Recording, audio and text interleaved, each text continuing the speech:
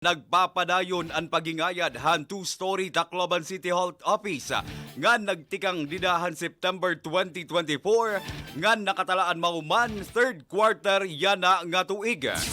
Ginpatuman ang proyekto han Department of Public Works and Highways Tacloban City District Engineering Office hailarom han General Appropriation Act of 2024. Samtang ginbali naman na anay an operasyon han CHO ha magkalain-lain nga district health centers samtang ongoing pa an construction.